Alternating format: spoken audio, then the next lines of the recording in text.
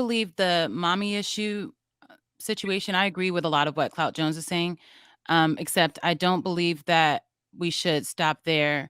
I don't believe that we should be trying to take away the systems and give them to somebody else. I believe that we should have systems for both because we know that even though the majority of people want to have relationships and maintain those, there are some people that do not want to have a relationship and they still would be arguably a good mother. So I don't believe they should be taken out of the pool for people that can take care of kids because there's a lack of good mothers, like you guys have pointed out.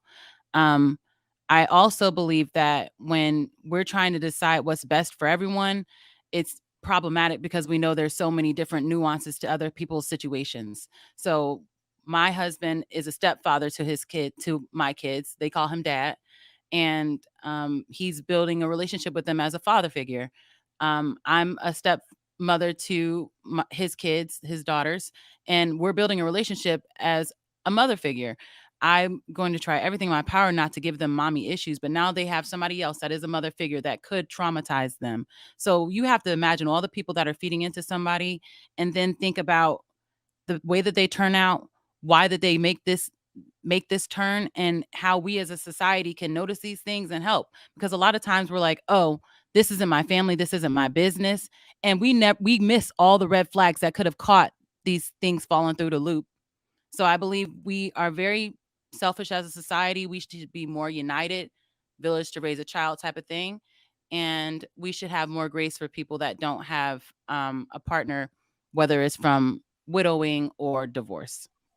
Go ahead, Kasey. Fantasy Island girl, we think differently, and I don't try to sway you in my way of thinking, but why would you want a child to come into the world with one parent? I don't care how good of a mother you are. That's not a situation that if you are a good mother, you should want your child to not come into this world in a deficit. Thank you. So I understand, that but it's those women selfish. don't see it as that. It's selfish. It's selfish to say, I'm gonna be a good mom, so I want to bring a child into this world, and I don't need anybody else. Newsflash: if you're gonna be a good mother, you want your child to have the best situation possibly, a clean, safe environment, a mother, a father, right? People don't have villages anymore because everybody is working their behinds off. Nobody is just sitting at home. Even stay-at-home moms are working their behinds off in their own home. They don't have time to look out for your child too, on top of their family and their household too. So you have to have your household set up as whole, not looking for the government, not looking for the neighborhood to help you raise your child and your decision. You want your child to come into this world in a surplus, not a deficit, Fantasy Island girl. Like, Kasey, I don't know why you're speaking to me like I don't understand that. When I do, I just know that there are some people that disagree with you. And that's what I was saying. Some women believe that they have the support system that they need without a man because they've made it this far and they haven't found their man yet.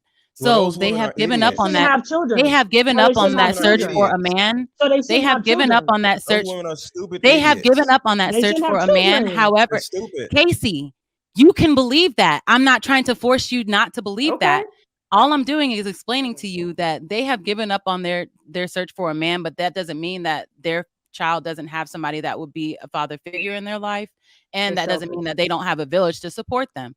So I'm saying in those situations, I understand. And I don't think we should take children away from those situations because we have far greater situations that are actually in dire situations, like alcoholic or drug addicted parents raising children. You get what I'm saying? Raising a child by herself. Let me understand what you're saying. That's why I included the community. So the last point I want to make, I just leave it alone. Let's bring back shame. Let's bring back shame, because when I was in middle school, when I was growing up, if somebody popped up with a bump, you know what was going on in everybody's household? Everybody, mom and daddy was like, what is this I hear? So-and-so is pregnant. What? You can't hang out with her no more. You can't go. No, you're not going over to her house. No, y'all not going to eat pizza. No, she not noted. That's what it was in my generation in middle school and high school, right? Let me tell you something. When I go to the gym now, in a predominantly white gym with I'm not working with my kids. I take them to the gym every day. The first thing I see the other mothers do when I'm with my children is look down at my left ring finger. It is their culture. It is everybody's culture. They can't even help it. They look, if they see anybody with children, the first thing they do is look down at that left hand, because it is ingrained in them as women that you are supposed to be a wife before you are a mother.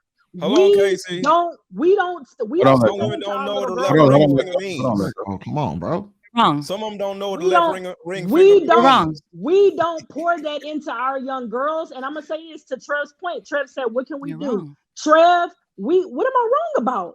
You're wrong that we don't pour that into our little girls anymore. You're wrong. Don't nobody talk about These no are the damn exceptions and It's not the not rules that you're highlighting. It's not shameful in churches. It's not shameful in churches anymore to bring children in the world without a husband, and it's not shameful in school anymore amongst our community. That is facts. And what we need to do is make sure that there are programs within school and outside of school within our community that teaches our young girls that self-esteem, making sure that you have confidence in yourself and you're not laying down and opening your legs for anybody. If they don't have a father in their home, like Trump said, what can we do? We need to implement, going back to Clark Jones' point, we need to implement programs and have political policies that are a safety net to make sure that these kids are getting something in somewhere and getting some type of advice if they're not getting it at home.